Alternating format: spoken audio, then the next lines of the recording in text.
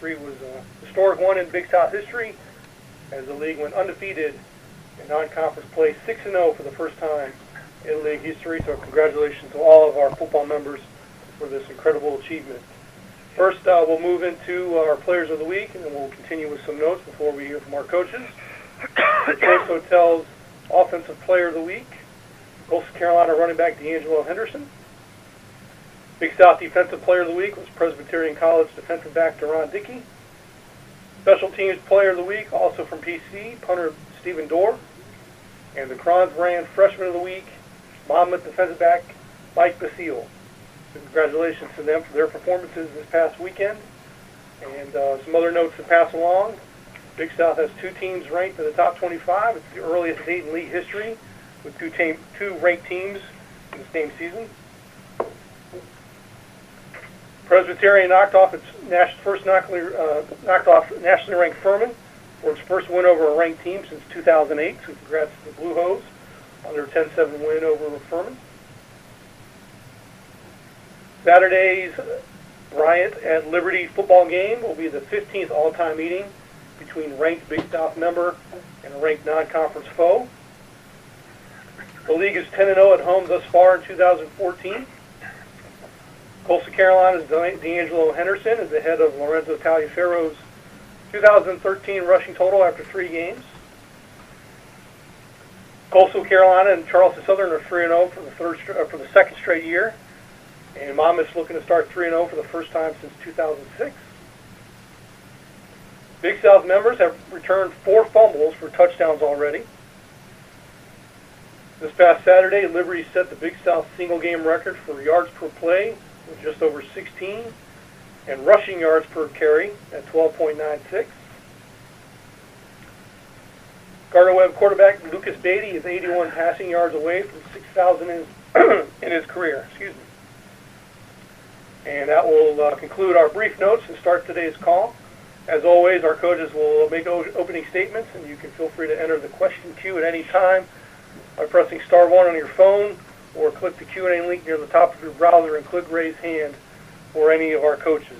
And with that, we'll turn it over to our first coach every week, head coach of the Running Bulldogs of Gardner-Webb, Carroll McCray. Good morning, Coach. Good morning. How you doing? We're doing fine. Congrats on your home opening win, first win of the year from on Saturday, 34-0 over Virginia Lynchburg. Home again this Saturday against Wofford. Yep. If you can open up and talk about the victory. I know it was a rain-shortened victory, and everything that went into Saturday's game. Then talk about the Terriers, and we'll go into questions.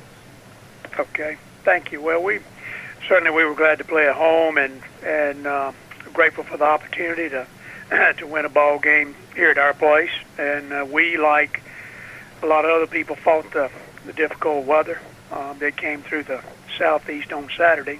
So we played just into the fourth quarter, and were not able to finish the ball game. So the exciting part was, winning our first game of the year, and we wish we'd had a little bit of the fourth quarter maybe to play some more guys and get some experience in some spots that we need to continue to grow. But happy for our guys, and we did a lot of good things that we needed to try to do, and got a run game going a little bit, took care of the ball, had 1 turnover, took care of the ball. Still, we had too many penalties. We had more penalties in the ball game Saturday than we had in the previous 2 ball games, so got to work extremely hard to get those penalties eliminated. We had two critical penalties in the kicking game that we have to eliminate.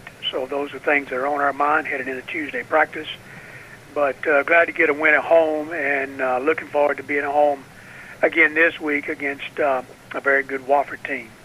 But defensively, we had some takeaways. We're getting a little bit better play out of some of our guys defensively, and getting around the football pretty good. That's something we've got to continue to do, and continue to play 2 quarterbacks. So that was something offensively that we felt like we needed to continue to do. As Lucas continues to kind of head in on that mark you talked about through the air, we're bringing along our freshman quarterback, and as well as a lot of freshmen, but bringing him along and playing him a little bit each week. Thank you, Coach. At this time, we'll start taking questions for Gardner-Webb head coach Carroll McCray. To ask a question, please press *1 on your phone, or click the Q&A link near the top of your browser and click Raise Hands if you join us via the web. And Coach, while we wait for some questions, if you can talk a little bit more about Wofford and what you've seen so far of the Terriers.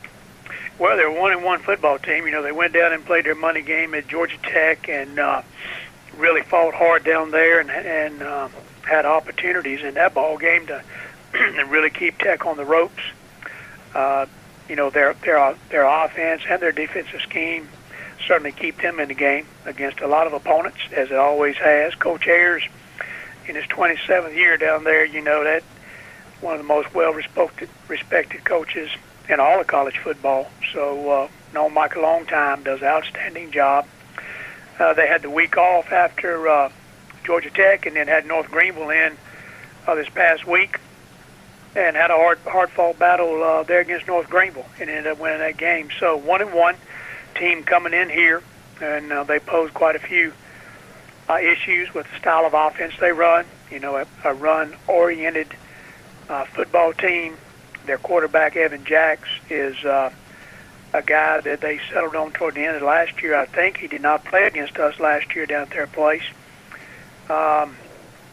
So he's doing a good job running their offense, and I think that's something they've been looking for. Very good backs and a big old offensive line. Defensively, you know, a really fine linebacking core and a really outstanding defensive end in number 99, Odom. I think what you usually see out of a Wofford team is what we've seen so far, special teams-wise.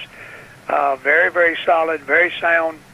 Kids are always in the right spot, very disciplined football team, and we expect the same thing this week. I think they were picked to finish second or third, depending on how the season went for them in the SoCon, and certainly I think they have the talent to do that. So we have our hands full. You know, we got to be ready to go. We got to make sure we're ready to stop that inside dive and work our way to the quarterback and pitch, and we got to continue to work to get some offense going and try to keep our defense off the field. So a big challenge for us. Looking forward to having them come in here Saturday night. Thank you, Coach. I'll start with some questions for you. Last two games, it's been kind of a rain-soaked affair, both in 2012 and 2013. What's the weather looking like for Saturday night? Well, anything less than having to start to get some gopher wood together would probably be good for this year. You know, last year was just the most difficult weather that I've coached in 30 years, and then watching the video from the previous year up here at our place, very similar. Heavy rain. I think it did stop, and, you know, they got the fullback going, and we had a hard time stopping him, but I'm hoping for a lot better weather, and, you know, hopefully we'll have a good dry field to get out there and see if our kids can run around and find out what we need to do. And my last question for you, Coach, you can talk just about your defensive unit in general right now after 3 games, number 7 nationally in turnover margin, number 11 in turnovers gained, just how they've been playing and what they're doing well. Well, I think we're doing a good job getting around the ball. I think we're doing a little bit better job anticipating what's going to happen to us by formation and personnel groupings. I thought we did a good job of that last year. You know, knowing what was going to happen before the ball was snapped, being smart about that. And I think some of our young guys have been a little slow adapting to it, but we're doing a little bit better job. I think that, you know, we've picked off more than we've gotten on fumbles. So I think, you know, we're breaking on the football a little bit better and rerouting some underneath things that I hope will continue to help us. But we've been very opportunistic defensively so far.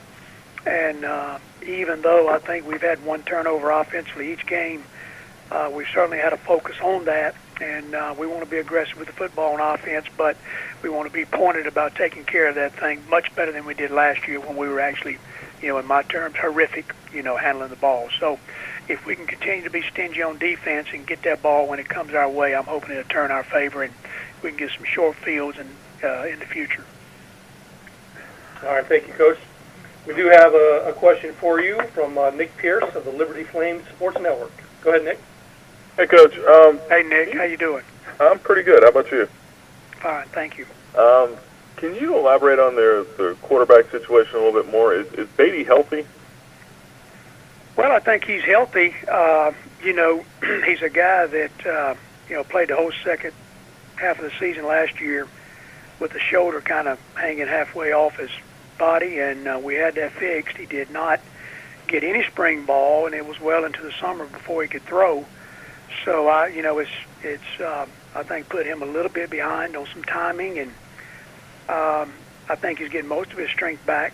Just not quite got the timing down on pulling the trigger when he needs to at times, and certainly we need to do a better job protecting him, keeping him on his feet. But I think it's been played in our favor that we've got a young guy that we have a lot of confidence in, that we want to bring along, to work into our offensive system for the future of our program, and runs around. He gives us a different style of guy. He can move around and run the football as well as throw it. So as Beatty continues to work himself back with timing, we're going to continue to work to bring Tyrell on and have packages for both of them.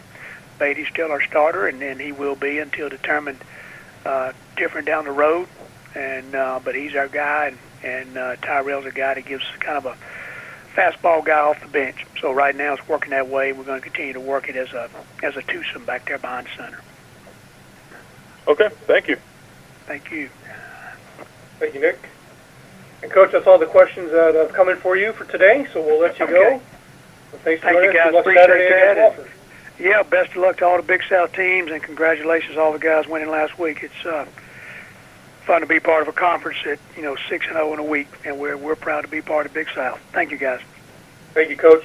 Again, Gardner-Webb hosting Wofford 6 p.m. Saturday night, free on the Big South Network.